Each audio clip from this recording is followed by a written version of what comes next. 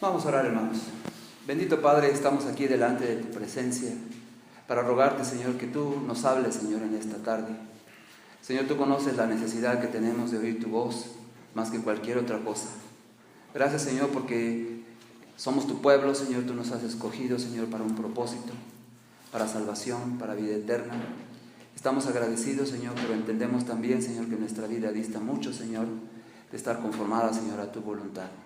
Te pedimos que por tu Espíritu Santo, Señor, podamos entender tu palabra y que por tu Espíritu Santo, Señor, podamos tener el poder para vivir conforme a tu voluntad. En tus manos nos ponemos, Señor, en el nombre de Cristo Jesús. Amén. Amén. Pueden ocupar su lugar, hermanos. Como ustedes se dieron cuenta, hermanos, el pasaje que acabamos de leer nos habla de un tema muy importante, es un tema muy definitivo para la vida cristiana.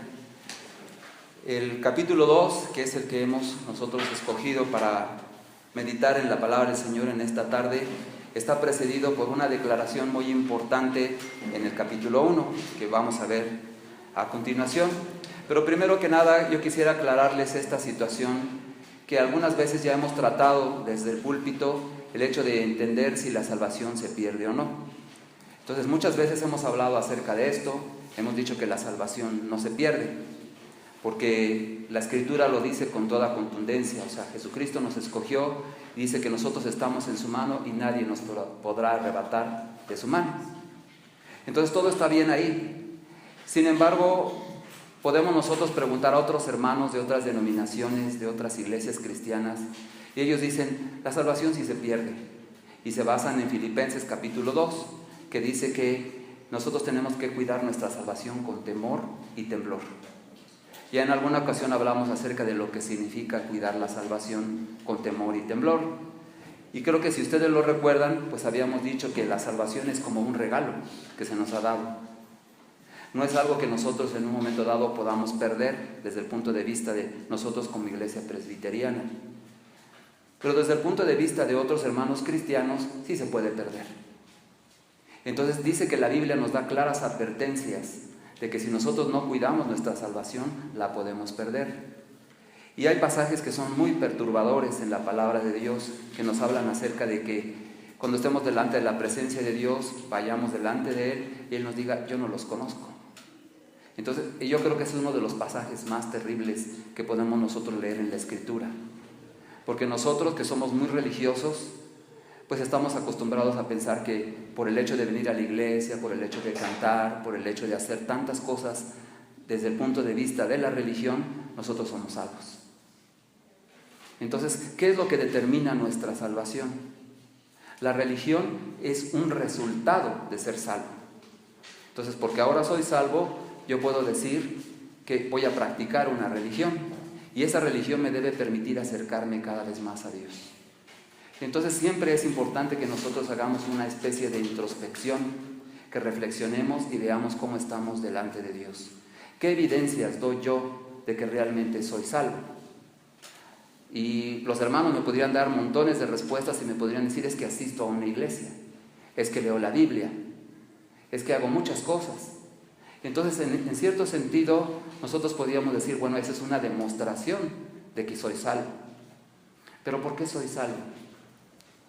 Entonces es importante en primer lugar el entender por qué soy salvo, para después decir cómo voy a cuidar de mi salvación. Entonces eso tiene que ver con nuestro diario vivir. Nuestra salvación fue completada en Cristo Jesús. Yo les pido que leamos aquí en Hebreos capítulo 1. Los primeros versículos, los primeros 4, nos dicen en qué debe de estar basada nuestra salvación. Dice así la palabra, Hebreos 1:1. Dios, habiendo hablado muchas veces y de muchas maneras en otro tiempo a los padres por los profetas, en estos postreros días nos ha hablado por el Hijo, a quien constituyó heredero de todo y por quien asimismo hizo el universo, el cual, siendo el resplandor de su gloria y la imagen misma de su sustancia, y quien sustenta todas las cosas con la palabra de su poder, habiendo efectuado la purificación de nuestros pecados por medio de sí mismo, se sentó a la diestra de la majestad en las alturas, hecho tanto superior a los ángeles, cuanto heredó más excelente nombre que ellos. Hermanos, aquí en este primer párrafo de la carta a los Hebreos nosotros vemos realidades en el contexto judío. Por eso se llama así la carta a los Hebreos, porque esta carta está dirigida a los cristianos judíos. Nosotros no somos cristianos judíos, somos cristianos gentiles. Y para nosotros es un poquito más difícil entender las cuestiones desde el punto de vista del pueblo hebreo. Pero el que escribe nos da a entender que él conoce bien la ley de Dios. Y también se identifica con las personas a las que les está escribiendo. Por lo tanto, es muy preciso en la manera en que trata con el Señor Jesucristo. Dice, Jesucristo es como la culminación de toda la obra de Dios para el pueblo judío. Y hasta la fecha, los judíos no creen en Cristo. Y hasta la fecha, los judíos pues están esperando un redentor. Y tratan de conformar su vida por medio del cumplimiento de la ley. Y se esfuerzan todos los días y todos los días fracasan. Entonces hace rato el hermano hizo una confesión de nuestros pecados. Tenemos que tener mucho cuidado de cómo vivimos nuestra vida, porque a veces nos acostumbramos a pecar, pedir perdón, pecar, pedir perdón. Y eso no es lo que Dios quiere para nosotros. Cierto es que ninguno de los que estamos aquí podemos decir que estamos libres de pecado. Pero no debemos acostumbrarnos, hermanos. Eso es algo muy, muy importante. No debemos acostumbrarnos a ese ciclo de subir, bajar, subir, bajar. Esa no es la vida que Dios quiere para nosotros. Y de ahí tiene que ver con este asunto de la salvación. La salvación llegó a nosotros, como dice la Escritura. Dice aquí, en el versículo 3, Jesucristo, siendo el resplandor de la gloria de Dios y la imagen misma de su sustancia, y quien sustenta todas las cosas con la palabra de su poder, nos está diciendo quién es Jesús. Nos está diciendo que Jesús es la imagen viva de Dios. Él refleja la gloria de Dios. Entonces nos está diciendo qué tan importante es la persona que obró en nosotros la salvación. Y luego dice, habiendo efectuado la purificación de nuestros pecados por medio de sí mismo. Aquí nos está diciendo que el problema de nuestro pecado fue tratado por Jesucristo. Y Él resolvió el problema de nuestro pecado a través de sí mismo. Él efectuó la purificación de nuestros pecados por medio de sí mismo. Y nosotros sabemos el Evangelio. Sabemos que Él tuvo que entregar su vida en nuestro lugar. Por las ofensas que nosotros hicimos a Dios, alguien tenía que pagar. O eras tú o era Jesús. Entonces el Señor Jesucristo dice, si tú tienes que pagar, te vas a morir. Entonces mejor que muera yo. Y en esto lo hemos escuchado tantas veces que pareciera como que es algo que va perdiendo su valor. Como muchas veces lo hemos dicho. Cuando uno le dice a una persona que la quiere por primera vez, esa persona se siente, hasta arriba. Y cuando alguien nos dice que nos quiere, también nos sentimos nosotros muy halagados, nos sentimos muy motivados a vivir la vida de una manera distinta. Pero después de años y años de oír las mismas palabras de la misma persona, esas palabras van perdiendo su valor. Y no debiera ser así. Al contrario, nosotros debiéramos saber apreciar bien lo que esa persona nos dice, o cuando nosotros le decimos a esa persona que la amamos. Debieran tener valor esas palabras todos los días, todo el tiempo. Pero la naturaleza humana es así. Si lo oímos y lo oímos y lo oímos, llega el momento en que pierde su significado, pierde su efectividad en nuestra vida. Entonces hemos escuchado el mensaje del Evangelio y vienen personas, nos predican o lo escuchamos en alguna otra parte y nos sentimos bien porque escuchamos el mensaje del Evangelio. Pero quizás lo que nos está haciendo falta es que nosotros digamos el Evangelio a otra persona para que no pierda su poder, su fuerza, que de sí la tiene, independientemente de lo que hagamos o no hagamos nosotros. El Evangelio tiene poder para salvación. Entonces de ahí viene la salvación, hermanos. Del hecho de que Jesucristo, que es el creador de las cosas, dice, por medio de Él fueron hechas las cosas.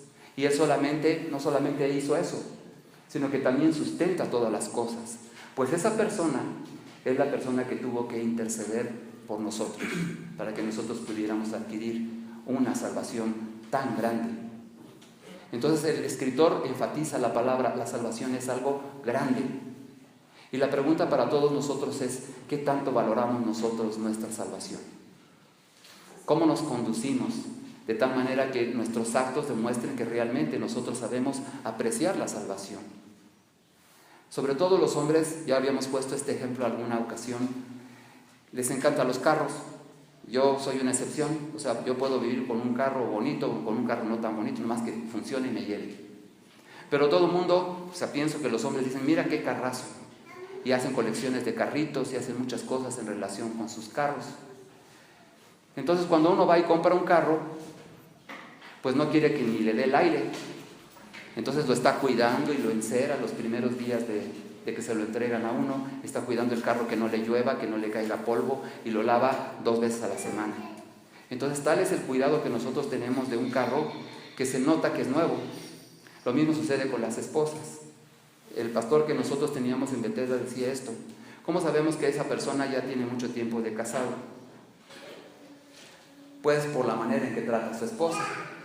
Cuando es su novia, le abre la puerta del carro, se da la vuelta antes de que ella salga, le abre la puerta para que ella pueda salir y la toma de la mano para que no le cueste trabajo salir del carro.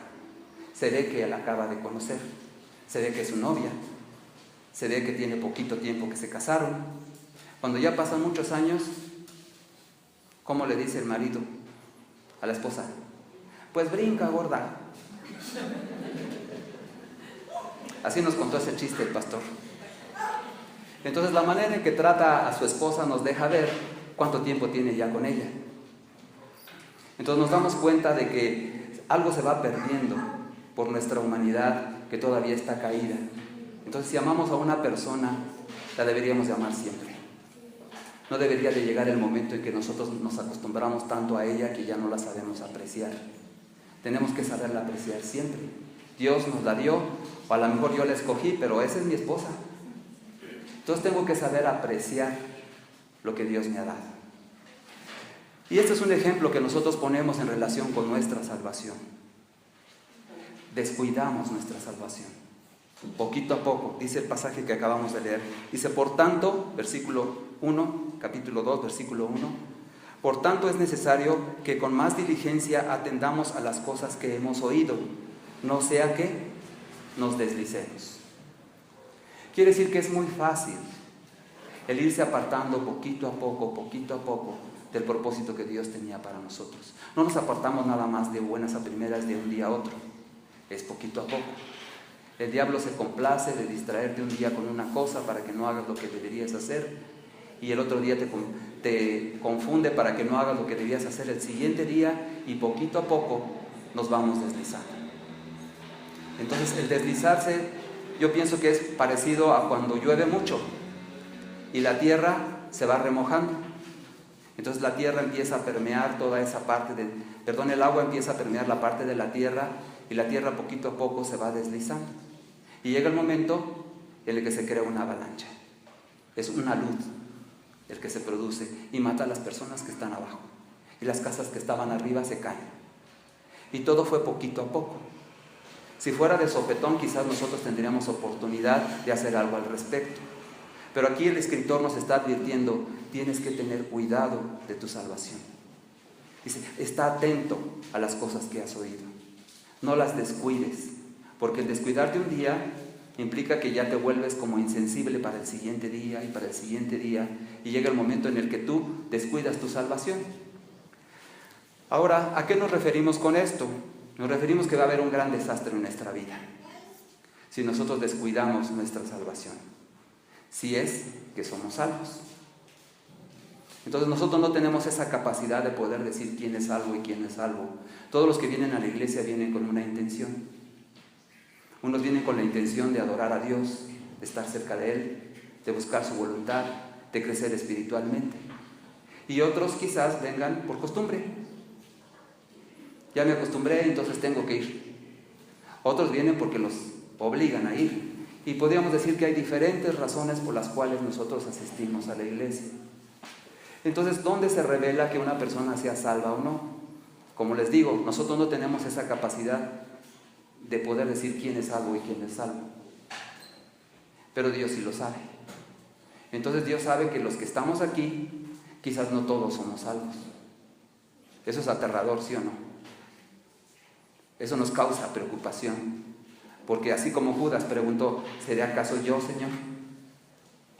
Y el hecho de que lo preguntemos no implica que vas a estar libre, sino simplemente significa que al haber escuchado de Jesucristo, tú escuchaste esas buenas noticias, pero las desestimaste desde el momento en que te las dieron. Entonces, quizás es un accidente el estar aquí. Y no queremos pensar en eso. No queremos pensar en que tengo que revisar a fondo mi relación con Jesucristo, porque significa que tengo dudas. Significa que a lo mejor, quién sabe qué estoy haciendo con mi vida. Entonces, lo que nosotros queremos concentrarnos es en el hecho de que hay que cuidar la salvación. ¿La tengo? Si la tengo, debo cuidarla bien, como el coche, como la esposa cuando está recién casada. Tengo que cuidarla muy bien. ¿Qué pasa con el coche con el paso del tiempo? Pues se empieza a descomponer, se empieza a rayar, ya tiene un golpecito por acá, ya tiene otro golpecito por allá, y ya es tiempo de cambiarlo. Entonces, quiere decir que tanto que yo lo quería, tanto que yo lo cuidaba, y a la hora de la hora lo voy a cambiar por otro, pues es que ya no sirve. Entonces ahí se justifica. Pero en relación de nuestra salvación, no. Nosotros no debemos ser descuidados con la forma en la que nosotros nos conducimos en nuestra vida como hijos de Dios. Hermanos, yo quisiera entonces regresar a un punto importante, un ejemplo de un día en la vida de Jesús. Para eso les pido que busquemos en Juan capítulo 6.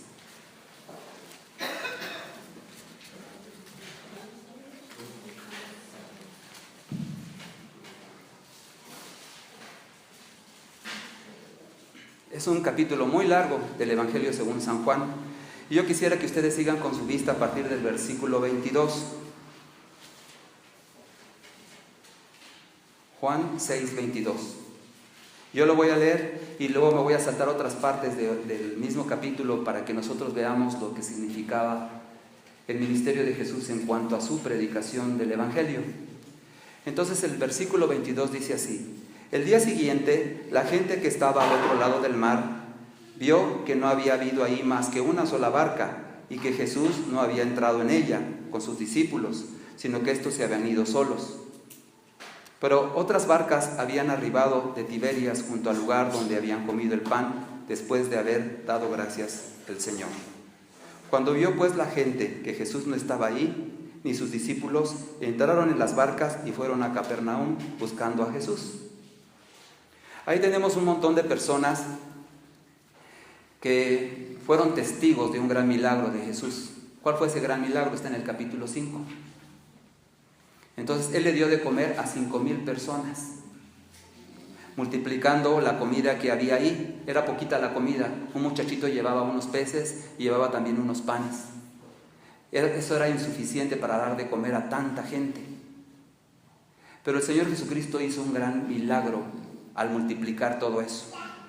Entonces, en un sentido, el Señor Jesucristo estaba haciendo milagros y prodigios delante de la gente para poderles hablar del mensaje del Evangelio. Pero dice en el capítulo anterior que ellos estaban queriendo hacerlo su rey. Ellos querían, pues Él nos puede solucionar todos los problemas de nuestra vida, entonces vamos a hacer que Él sea nuestro rey. Creo que ustedes ya han leído ese pasaje.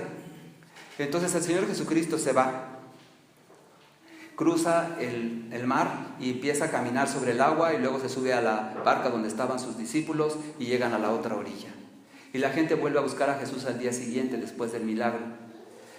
Y versículo 25 dice así: y hallándole al otro lado del mar, le dijeron: Rabí, ¿cuándo llegaste acá? Respondiendo Jesús y les dijo: de cierto os digo que me buscáis no porque habéis visto las señales, sino porque comisteis el pan y os saciasteis. Trabajad no por la comida que perece, sino por la comida que a vida eterna permanece, la cual el Hijo del Hombre os dará, porque a éste señaló Dios el Padre. Hermanos, hay muchas razones por las cuales seguir a Jesús. Ellos estaban buscando seguir a Jesús porque les había resuelto el problema económico, el problema de la alimentación. Es gente pobre, gente que tiene necesidad, gente que no tiene que comer, y entonces Jesús es una persona capaz de reproducir los alimentos, multiplicarlos. ¿No sería bueno vivir siempre junto a esta persona? Yo tendría asegurado que nunca me va a faltar de comer. Entonces, ¿por qué no lo hacemos nuestro Rey? El Señor Jesucristo, que conoce los corazones, dice, ustedes me buscan. Dice, no porque vieron las señales, sino porque comieron el pan y se saciaron. Entonces, si esa no es una buena razón para seguir a Jesús, ¿cuál sí? Y el Señor Jesucristo se los dice, trabajen, no por la comida que perece, sino por la comida que a vida eterna permanece, la cual el Hijo del Hombre les dará, porque a este señaló Dios el Padre. Entonces aquí tenemos un ejemplo de la vida de Jesús que nos ayuda a entender cómo es la salvación. Seguir a Jesús no por los beneficios que Jesús en un momento dado nos pueda proporcionar, que siempre los proporciona, sino porque nosotros tenemos que buscar una comida que no perece, una comida que permanece para vida eterna. Entonces nuestro diario vivir no debe estar enfocado simplemente a sobrevivir, simplemente a tener comodidad en este mundo mientras pasa nuestra vida. Dice que nosotros debemos trabajar para alcanzar esa comida que se va a permanecer para toda la eternidad. Entonces dice que el Hijo del Hombre nos va a dar ese alimento. Entonces vienen los problemas de Jesús, porque de nuevo la gente le dice, bueno, ¿qué debemos hacer para poner en práctica las obras de Dios? Tenían una pregunta muy directa. Respondió Jesús y les dijo, esta es la obra de Dios, que crean en el que Él ha enviado. Entonces ellos creían en Jesús ciertas cosas, creían que Él podía hacer milagros, lo habían visto. Y si yo pregunto a la congregación, a la iglesia en este momento, ¿y qué es lo que nosotros creemos respecto de Jesús? ¿Qué contestaríamos? Lo que se nos ha enseñado a través de años de estar escuchando la palabra de Dios, se nos ha dicho. Y ustedes responderían probablemente algo así. Y a los niños se les enseña en el catecismo, ¿quién es el Señor Jesús? Que pasen unos niños y nos recuerden. ¿Quién es Jesús? Y luego preguntan, ¿quién es Jesús para ti? ¿Qué contestan los niños? Hay que preguntarles, ¿no? A lo mejor ahí ahorita están aprendiendo ellos esto. Ellos decían, Él es mi Señor, Él es mi Salvador. Entonces es hacerlo personal, porque todo lo que hemos oído acerca de Jesús son cosas que se aplican para todas las personas, para toda la iglesia, en todos los tiempos, en todos los lugares. Pero ¿quién es Jesús para mí? ¿Quién es Jesús para ti? Sí es el Hijo de Dios, pero ¿quién es para ti? Él es mi Salvador, Él es mi Señor. Así debo vivir, con esa idea en la mente. Jesús es mi Señor, Jesús es mi Salvador. A Él le debo todo. Entonces mi vida debe ser diferente. ¿No creen que sería diferente? Si nosotros tuviéramos ese pensamiento como el primero de la mañana, si nosotros nos levantáramos e hiciéramos las cosas sabiendo que Jesús es el Señor de nuestra vida, hablaríamos con la gente de manera distinta, nos comportaríamos en nuestros negocios de manera diferente, ofrendaríamos con fe, haríamos muchas cosas, descubriríamos nuestros dones. El otro día hablaba yo con unos hermanos de la iglesia que están en un grupo de discipulado y hablábamos acerca de los dones espirituales y de cómo encontrar los dones espirituales. Y las muchachas jóvenes que estaban en ese grupo decían, pues es que yo no sé cuál es mi don, entonces ¿cómo lo puedo encontrar? Y la respuesta que siempre damos, que ustedes ya la saben, es pues ponte a trabajar. Y en el momento que tú estés trabajando en diferentes aspectos de la iglesia, te vas a dar cuenta que Dios te está usando en un aspecto. Entonces ese aspecto donde tú encuentras una gran satisfacción, un gran gusto de estar trabajando, quiere decir que por ahí está tu don. Cuando la gente viene y te dice, oye, tú cantas muy bonito, o la gente viene y te dice, oye, tú enseñas las lecciones dominicales muy bien, yo salgo muy edificado, o tú tienes una fe que es más allá del promedio de las personas. Todos tenemos fe, pero tú tienes más fe. Cuando yo platico contigo me hace sentir confiado en que yo puedo confiar en Dios. Entonces todos tenemos un don que Dios nos ha dado y que no lo hemos utilizado, pero en el momento en que lo utilizamos nosotros nos damos cuenta de que Dios usa ese don para bendición de la iglesia. ¿Cómo sabes que tú no tienes el don de sanidad? Pues no lo sabemos hasta que no hayamos intentado sanar a una persona y que Dios haga la obra a través de ese don. Pero nos da miedo, ¿verdad que sí? Nos da miedo decir, yo voy a orar por ti para que sanes. Decimos, bueno, te prometo que voy a orar por ti ahora que llegue a mi casa. Pero en ese momento vemos la necesidad y vemos la persona que está sufriendo, que está padeciendo, y podríamos nosotros con fe decir, yo creo que el Señor te va a sanar hoy. Y orar por esa persona.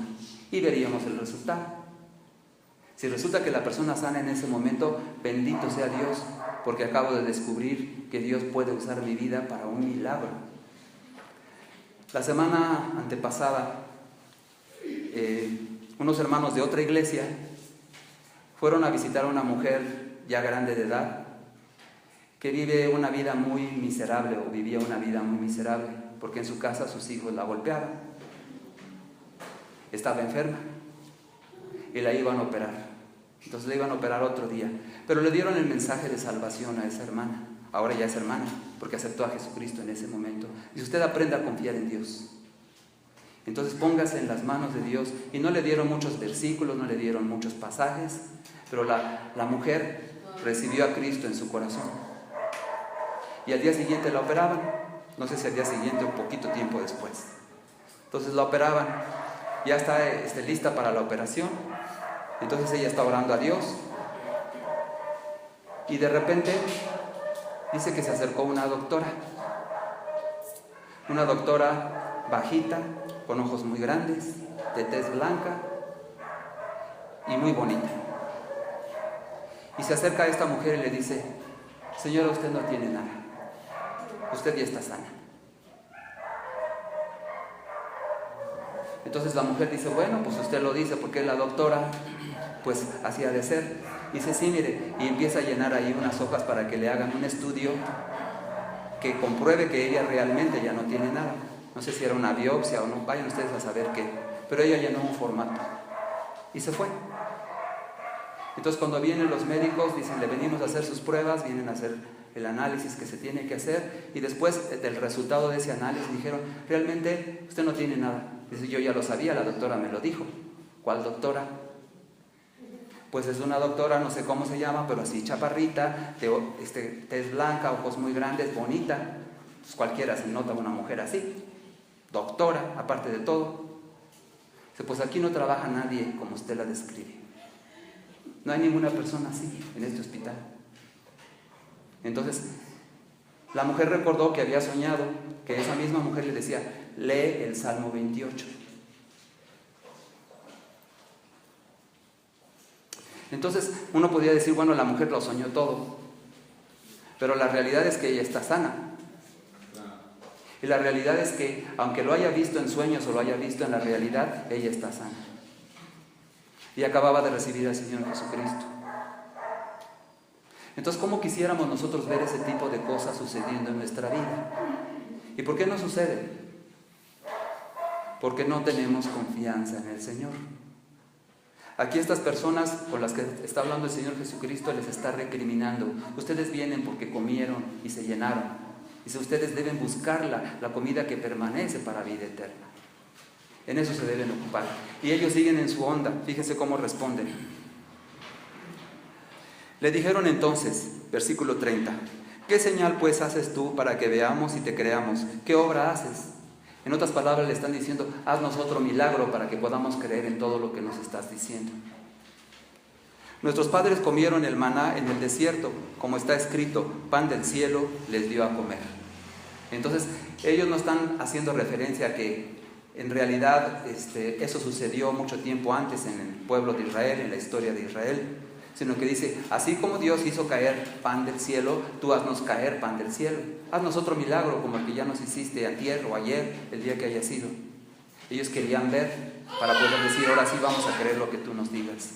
Y entonces Jesús empieza a decir, y las partes que están escritas no las vamos a considerar todas, pero el Señor Jesucristo empieza a hablar acerca de Él, que Él es el pan de vida. Y que cualquiera que lo come no volverá a tener hambre, y cualquiera que bebe de su sangre jamás volverá a tener sed. Entonces eso los ofendió, y muchos de los que habían creído en Él ya no lo siguieron. Vamos a leer así, el mismo capítulo 6 de Juan.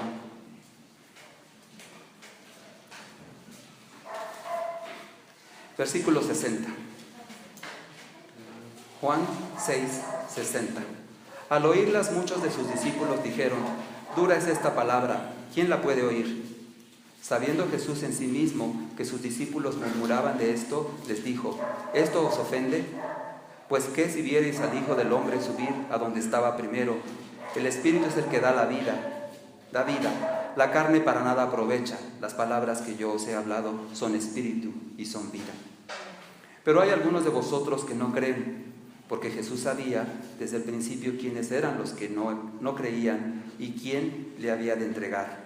Y dijo: por eso os he dicho que ninguno puede venir a mí si no le fuere dado del Padre. Desde entonces muchos de sus discípulos volvieron atrás y ya no andaban con él. Dijo entonces Jesús a los 12: ¿queréis acaso iros también vosotros? Y la respuesta de Pedro debe ser nuestra respuesta. ¿Cómo responde Pedro?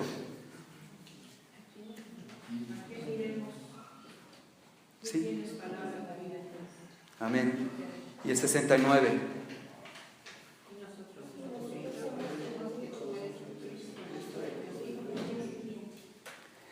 Esa era la clave que determina si una persona es salva o no es salva.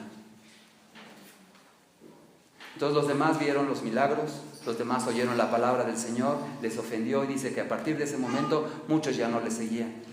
Entonces debe haber sido decepcionante, aunque el Señor Jesucristo sabe todas las cosas. Mucha gente viene y de repente dice: pues estas palabras que yo les estoy diciendo son espíritu y son vida, pero ustedes no las entienden porque no están predestinados, porque el Señor no los ha traído.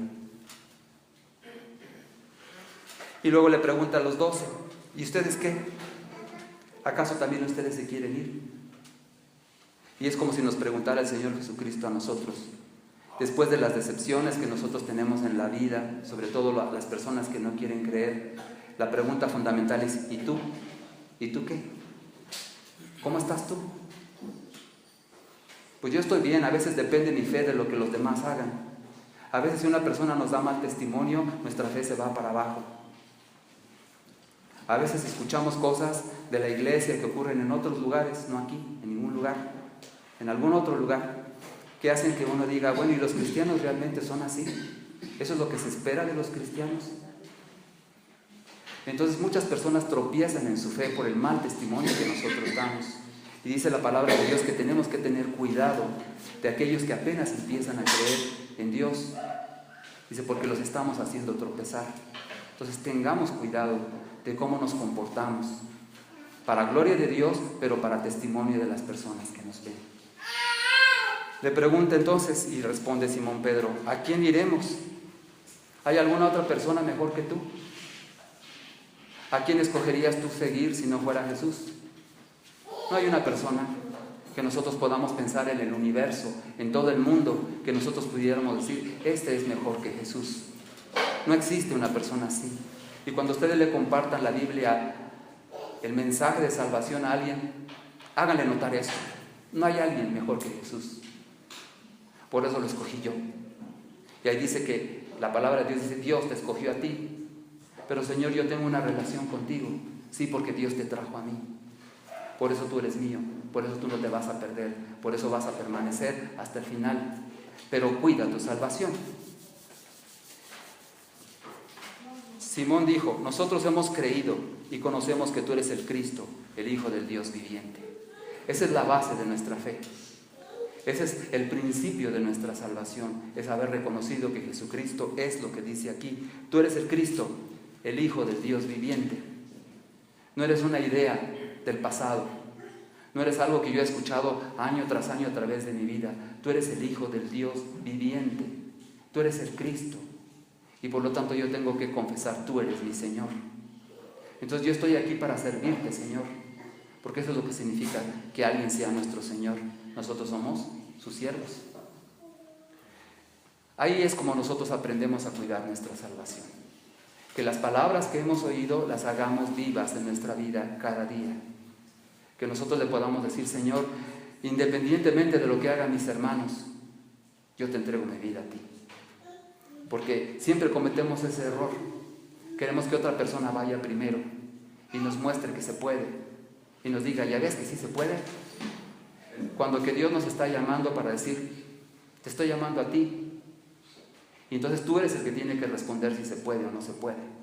Entonces no esperes a que otro hermano lo haga. A veces nosotros nos convertimos como en bebés permanentes. Siempre estamos necesitando de alimento masticado, de papillas espiritualmente hablando. Siempre tenemos que depender de otra persona para poder nosotros acercarnos a Dios. Pero déjame decirte, hermano, la responsabilidad es nuestra. Es tu responsabilidad. No es de los hermanos. Y cuidado con los hermanos que no te den buen testimonio. Es ellos y Dios, se van a arreglar. Pero mi responsabilidad es Dios y yo. O sea, al revés, Dios y yo. Sí, así es como nosotros tenemos que entender que hay que cuidar nuestra salvación. Entonces, cuidar de no ofender, cuidar de dar buen testimonio, cuidar de obedecer cuando nosotros estamos siendo movidos por Dios para hacer tal o cual cosa. La historia que les conté es un testimonio que nos dio un hermano que le habló de Jesucristo a una mujer. Esa mujer fue la que le habló a la mujer que estaba enferma. Y le dijo, van a venir los hermanos de la iglesia a orar por usted. Y entonces la otra hermana aceptó. ¿Cuánto tiempo tienen ellas de haber aceptado al Señor Jesucristo? Poquito tiempo. No necesitaban tener gran conocimiento de la Biblia. Lo que sí necesitaban era tener una relación con Cristo. Entonces, hermanos, si no tenemos esa relación, vamos a pedirle a Dios, Señor, no me dejes. Yo he venido a tu casa, a tu templo, tantas veces como para que me digan que todavía no soy salvo. Entonces, ¿qué necesito para ser salvo? Reconocer que Jesucristo es el Señor, que Él es el único que tiene palabras de vida eterna. Entonces, a nadie hay que yo pueda buscar para que sustituya a esa persona. Jesucristo es único, es el Hijo de Dios. Entonces, si yo reconozco de todo corazón que esto es así, entonces yo puedo entregar mi vida a Él y ser salvo. Eso es lo importante. Y ya que tengo esa salvación, que no voy a perder, la voy a cuidar todos los días, como si fuera un carro nuevo. Eso lo pueden entender los hombres. Las mujeres dicen, ay, el carro, cuida más al carro que a mí. A veces. Entonces, tenemos que aprender a cuidar nuestra salvación. ¿Sí? Tenemos que aprender nosotros a saber valorar lo que Jesucristo hizo por nosotros. Lo tomamos muy a la ligera. Entonces hay veces que nosotros decimos, Señor, pues no puedo librarme de esto, líbrame tú, pero lo hacemos sin fe. Entonces, de alguna manera dice que las palabras son espíritu y son vida. Y por lo tanto nosotros tenemos que aceptarlo tal como es. Regresamos a nuestro pasaje, hermanos, ya para terminar.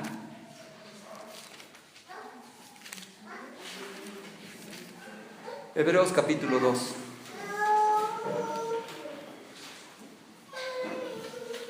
El versículo 3, esa es la advertencia.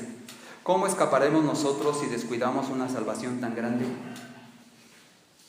La cual, habiendo sido anunciada primeramente por el Señor, nos fue confirmada por los que oyeron, testificando Dios juntamente con ellos, con señales y prodigios y diversos milagros y repartimientos del Espíritu Santo según su voluntad. Una forma de cuidar nuestra salvación, que ya entendimos de qué se trata, es que nosotros estemos a la expectativa de lo que el Señor va a hacer. Creo que el problema principal de la iglesia en este momento, en este tiempo que nos toca vivir, es que no predicamos el Evangelio. Entonces todo lo demás lo hacemos, cantamos, oramos, leemos la Biblia, escuchamos los mensajes, todo eso lo estamos haciendo. Pero si como iglesia nosotros reconocemos cuál es nuestra principal falta, es la falta de predicación del Evangelio. No sé cómo sea cada uno de ustedes en su vida particular, cómo se comportan allá cuando dejan la iglesia. ¿Cambia su personalidad? ¿Se convierten en otra persona? ¿O son la misma persona que son aquí dentro de la iglesia? Pero cuando nosotros le compartimos a alguien de Jesucristo, lo podemos hacer la primera vez con temor, pero lo tenemos que hacer con fe. Entonces toda nuestra vida cristiana está guiada por la fe, por lo que ya sabemos, por lo que ya escuchamos. Yo puedo decir, esta es la verdad, solamente tú tienes palabras de vida eterna. Yo voy a vivir de acuerdo a lo que tú dices. Pedro en una ocasión, ustedes lo recuerdan, había estado pescando toda la noche, intentando pescar, y no pescó nada. Pero el Señor Jesucristo le dice, lanza ahora tus redes. Y él dice, recuerdan sus palabras: toda la noche estuve intentando pescar y no obtuvimos nada, pero en tu palabra lo voy a hacer. Hermanos, eso es lo que nos hace falta. Yo conozco la palabra, ustedes conocen la palabra, cada uno de nosotros hemos sido expuestos a lo que el Señor ha dicho, pero nos hace falta creerlo. Decimos que lo creemos, pero hasta la hora de la verdad es cuando nosotros demostramos si realmente lo creímos o no.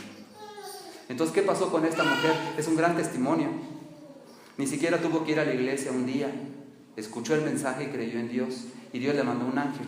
Dice que portentos, milagros, cosas que nosotros normalmente no estamos acostumbrados a ver, pero cuando las viéramos diríamos: Señor, ¿cuánto tiempo he desperdiciado de mi vida no dejándote actuar en mi vida, no dejándote hacer que tú hagas los milagros? Yo no los puedo hacer, Señor, yo no puedo convertir a nadie, pero Señor, tú sí puedes. Lo único que necesita para que esto suceda es que tengamos una buena disposición, que nosotros digamos: sí, Señor, tú me dices que le habla a esa persona, pues le voy a hablar. El resultado es tuyo, Señor. Yo no tengo ni la palabra que tenga que decir, pero el Espíritu Santo en ese momento te usa y te da las palabras que tienes que decir.